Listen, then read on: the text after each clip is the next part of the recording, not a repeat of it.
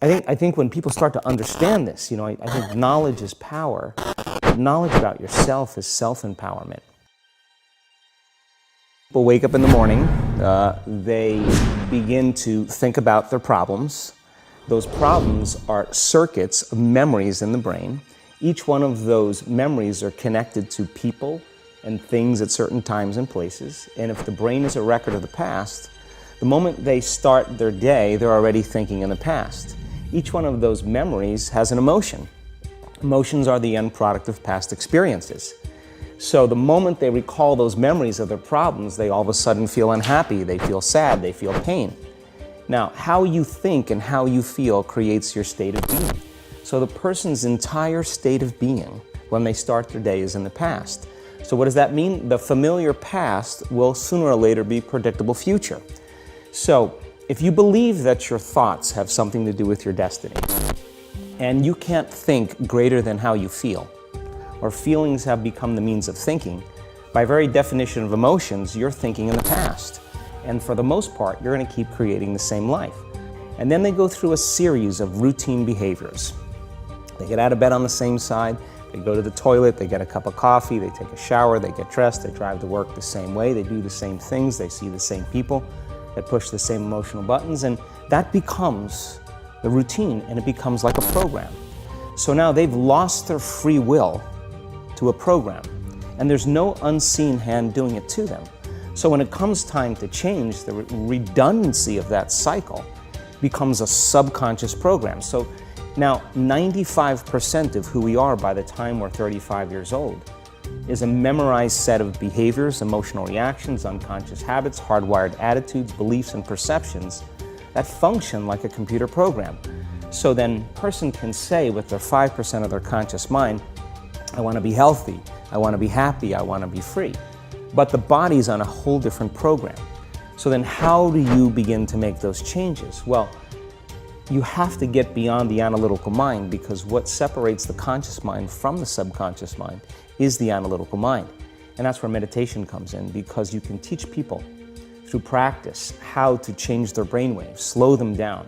And when they do that properly, they do enter the operating system where they can begin to make some really important changes. So turns out most people spend 70% of their life living in survival and living in stress. So they're always anticipating the worst case scenario based on a past experience. And they're literally, out of the infinite potentials in the quantum field, they're selecting the worst possible outcome, and they're beginning to emotionally embrace it with fear. And they're conditioning their body into a state of fear. Do that enough times, body has a panic attack without you. You can't even predict it because it's programmed subconsciously. So then you say to the person, why are you this way? And they'll say, I am this way because of this event that happened to me 15 or 20 years ago. And what that means from a biological standpoint is that they haven't been able to change since that event. So then the emotions from the experience tend to give the body and the brain a rush of energy. So people become addicted to the rush of those emotions, and they use the problems and conditions in their life to reaffirm their limitation, so at least they can feel something. So now when it comes time to change, you say to the person, why are you this way? Well, every time they recall the event, they're producing the same chemistry in their brain and body as if the event is occurring, firing and wiring the same circuits and sending the same emotional signature to the body. Well, what's the relevance behind that? Well, your body is the unconscious mind. It doesn't know the difference between the experience that's creating the emotion and the emotion that you're creating by thought alone. So the body's believing it's living in the same past experience 24 hours a day, 7 days a week, 365 days a year. And so then when those emotions influence certain thoughts, and they do, and then those thoughts create the same emotions, and those same emotions influence the same thoughts, now the entire person's state of being is in the past. So then the hardest part about change is not making the same choices you did the day before, period. And the moment you decide to make a different choice, get ready, because it's going to feel uncomfortable. I think that the bigger thing is that we keep firing and wiring those circuits. They become more hardwired. So you have a thought and then the program runs. but it's the emotion that follows the thought. If you have a fearful thought, you're going to feel anxiety. The moment you feel anxiety, your brain's checking in with your body and saying, yeah, you're pretty anxious. So then you start thinking more corresponding thoughts equal to how you feel. Well, the redundancy of that cycle conditions the body to become the mind. So now, when it comes time to change, a person steps into that river of change and they make a different choice, and all of a sudden, they don't feel the same way.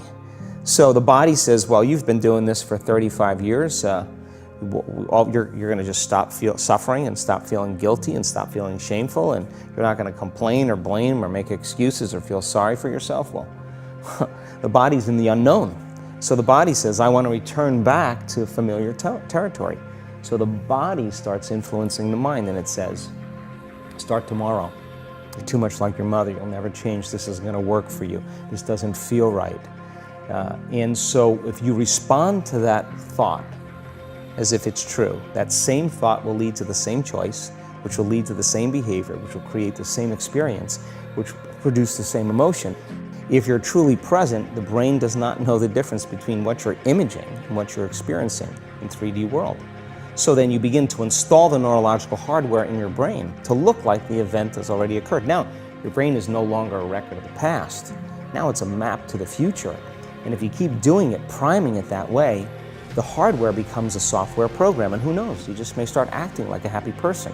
And then I think the hardest part is to teach our body emotionally what the future will feel like ahead of the actual experience. So what does that mean? You can't wait for your success to feel empowered. You can't wait for your wealth to feel abundant. You can't wait for your new relationship to feel love, or your healing to feel whole. I mean, that's the old model of reality, of cause and effect. What that means then is that from the Newtonian world, is that most people spend their whole life living in lack, waiting for something to change out there. The Newtonian world is all about the predictable. It's all about predicting a future. But the quantum model of reality is about causing an effect. The moment you start feeling abundant and worthy, you are generating wealth. The moment you're empowered and feel it, you're beginning to step towards your success. The moment you start feeling whole, your healing begins. And when you love yourself and you love all of life, you'll create an equal. And now you're causing an effect. And I think that's the difference between living as a victim in your world, saying, I am this way because of this person or that thing or this experience. They made me think and feel this way. When you switch that around, you become a creator of your world, and you start saying, my thinking and my feeling is changing an outcome in my life. And now that's a whole different game, and we start believing more that we're creators of reality. So then, why is meditation the tool? Well, let's sit down, let's close our eyes. Let's disconnect from your outer environment. So if you're seeing less things, there's less stimulation going to your brain. If you're playing soft music or you have earplugs in, less sensory information coming to your brain, so you're disconnecting from your environment. If you can sit your body down and tell it to stay like an animal, stay right here. I'm going to feed you when we're done. You can get up and check your emails, you can do all your texts, but right now, you're going to sit there and obey me. So then, when you do that properly, and you're not eating anything or smelling anything or tasting anything, you're not up experiencing and feeling anything, you would have to agree with me that you're being defined by a thought, right? So when the body wants to go back to its emotional past, and you become aware that your attention is on that emotion, and where you place your attention is where you place your energy, you're siphoning your energy out of the present moment into the past, and you become aware of that. And you settle your body back down in the present moment, because it's saying, well, it's 8 o'clock. You normally get upset because you're in traffic around this time. And here you are sitting, and we're used to feeling anger, and you're off schedule. Oh, it's 11 o'clock, and you usually check your emails and judge everybody. Well, the body's looking for that predictable chemical state. Every time you become aware that you're doing that, and your body is craving those emotions, and you settle it back down into the present moment, you're telling the body, it's no longer the mind, that you're the mind. And now your will is getting greater than the program. And if you keep doing this over and over again, over and over again, over and over again, just like training a stallion or a dog, it's just going to say, I'm going to sit. And the moment that happens, when the body's no longer the mind, when it finally surrenders, there's a liberation of energy. We go from particle to wave, from matter to energy, and we free ourselves from the chains of those emotions that keep us in the familiar past. And we've seen this thousands of times. In fact, we can actually predict it now on a brain scan. Yeah, we have a huge frontal lobe, and it's 40% of our entire brain. And most people, when they have a thought, they just think that that's the truth. And I think one of my greatest realizations in my own journey was just because you have a thought doesn't necessarily mean it's true. So if you think 60 to 70,000 thoughts in one day, and we do, and 90% of those thoughts are the same thoughts as the day before, and you believe that your thoughts have something to do with your destiny, your life's not going to change very much, because the same thought leads to the same choice leads to the same behavior creates the same experience, and the same experience produces the same emotion. And so then the act of becoming conscious of this process to begin to become more aware of how you think, how you act, and how you feel, it's called metacognition. And so then why is that important? Because the more conscious you become of those unconscious states of mind and body, the less likely you're going to go unconscious during the day, and that thought is not going to slip by your awareness unchecked, because it means to know thyself. The word meditation means to become familiar with. So as you become familiar with the thoughts, the behaviors, and the emotions of the old self, you're retiring that old self. As you fire and wire new thoughts and condition the body into a new emotional state, if you do that enough times, it'll begin to become familiar to you. So it's so important, just like a garden. If you're planting a garden, you got to get rid of the weeds. You got to take the plants from the past year and you got to pull them out. The rocks that sift to the top that are like our emotional blocks, they have to be removed. The soil has to be tenderized and broken down. We have to make room to plant a new garden. So primarily, we learn the most about ourselves and others when we're uncomfortable. Because the moment you move into that uncomfortable state, normally a program jumps in. When that program jumps in, it's because the person doesn't want to be in the present moment and engage it consciously. So when you teach people how to do that with a meditative process, it turns out that when they're in their life, they're less likely to emotionally react. They're less likely to be so rigid and believe the thoughts they were thinking. They're more aware of when they go unconscious back into a habit, and that is what starts the process of change. And so we have to unlearn before we relearn. We have to break the habit of the old self before we reinvent a new self. We have to prune synaptic connections and sprout new connections. We have to unfire and unwire and refire and rewire. We have to unmemorize emotions that are stored in the body, then recondition the body to a new mind and to a new emotion, like deprogram and reprogram. That's the act, and it's a two-step process. As I said, 70% of the time, people live in stress, and living in stress is living in survival. Now, all organisms in nature can tolerate short-term stress. You know, a deer gets chased by a pack of coyotes. When it outruns the coyotes, it goes back to grazing and the event is over. And the definition of stress is when your brain and body are knocked out of balance, out of homeostasis. The stress response is what the body innately does to return itself back to order. So you're driving down the road, someone cuts you off, you jam on the brakes, you may give them the finger, and then you settle back down and the event is over and boom, now everything's back to normal. But what if it's not a predator that's waiting for you outside the cave, but what if it's your coworker sitting right next to you, and all day long you're turning on those chemicals because they're pushing all your emotional buttons. When you turn on the stress response and you can't turn it off, now you're headed for disease, because no organism in nature can live in emergency mode for that extended period of time. It's a scientific fact that the hormones of stress downregulate genes and create disease, long-term effects. Human beings, because of the size of the neocortex, we can turn on the stress response just by thought alone. We can think about our problems and turn on those chemicals. That means then our thoughts could make us sick. So if it's possible that our thoughts could make us sick, is it possible then our thoughts could make us well? The answer is absolutely yes.